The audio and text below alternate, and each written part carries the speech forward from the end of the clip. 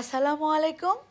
আজ করে দেখাবো শিং মাছ কীভাবে খুব সহজে পরিষ্কার করা যায়।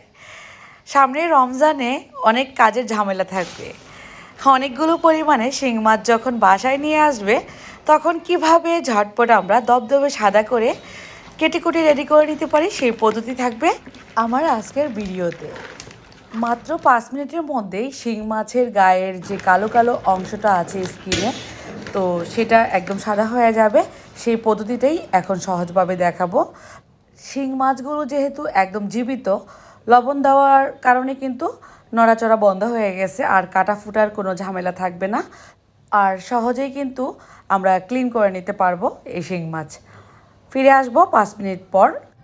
লবণ দিয়ে রাখার কারণে 5 মিনিটের মধ্যেই গায়ের স্কিনে যে পিচ্ছিল পিচ্ছিল আবরণটা থাকে সেটা কিন্তু অনেকটা হালকা হয়ে যাবে। এবার দিয়ে দিব সাদা সিরকা, এটা হচ্ছে ভিনেগার। তো আমরা আচার বানাতে এই সিরকা বা ভিনেগার ব্যবহার করে থাকি, সেখান থেকে আমি দিয়ে দিলাম 2-3 টেবিল চামচ পরিমাণ সিরকা। এবার দিয়ে দিব আটা, রুটি বানানোর যে আটা ঘরে আছে সেই আটাই দিবেন। 2-3 টেবিল চামচ পরিমাণ আটা দিলেই হবে। এবার দিয়ে দিচ্ছি 1 চা চামচ পরিমাণ হলুদের গুঁড়া। এই শিং মাছ একদম সুন্দর করে পরিষ্কার করার জন্য কি ব্যবহার করলাম, এখানে ব্যবহার করলাম সিরকা, আটা আর হলুদের গুঁড়া। হলুদের গুঁড়া যে কাজটা করবে, আপনার শিং মাছের গায়ে যে একটা গন্ধ থাকে সেটা দূর করে দিবে, আর একদম উপরের স্কিনটা সাদা করতেও সাহায্য করবে। হলুদের গুঁড়া আর সিরকার সাথে যখন আটা দেওয়া হবে তো কাজটা কিন্তু খুব সহজ হয়ে যাবে, সেজন্যই সিরকার সাথে হলুদের গুঁড়া আর আটা ব্যবহার করলাম। এবার শিং মাছগুলো আমি কেটে নিব। কিভাবে? শুধু মাথাটা কেটে ভিতরে যেহেতু ডিম আছে ডিমগুলো আমি বের করে নিচ্ছি।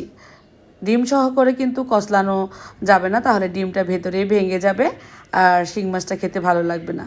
শিং মাছের ডিম কিন্তু অনেক বেশি মজার।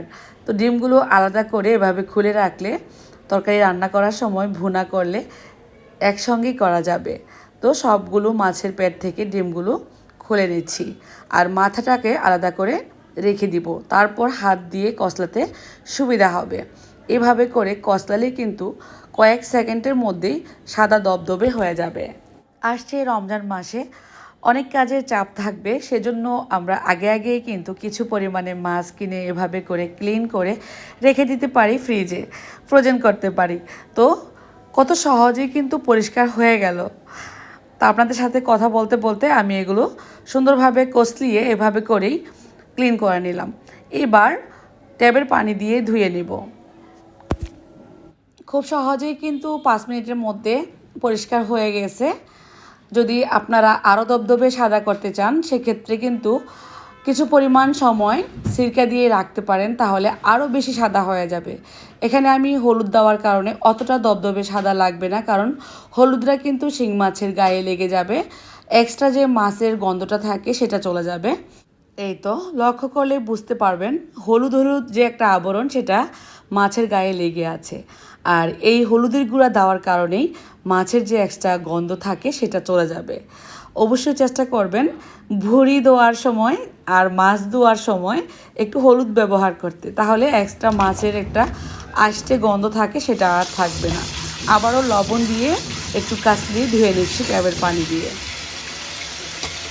অল্প সময়ে আমরা এভাবে করে চাইলে কিন্তু অনেকগুলো শিং মাছ করে নিতে পারি।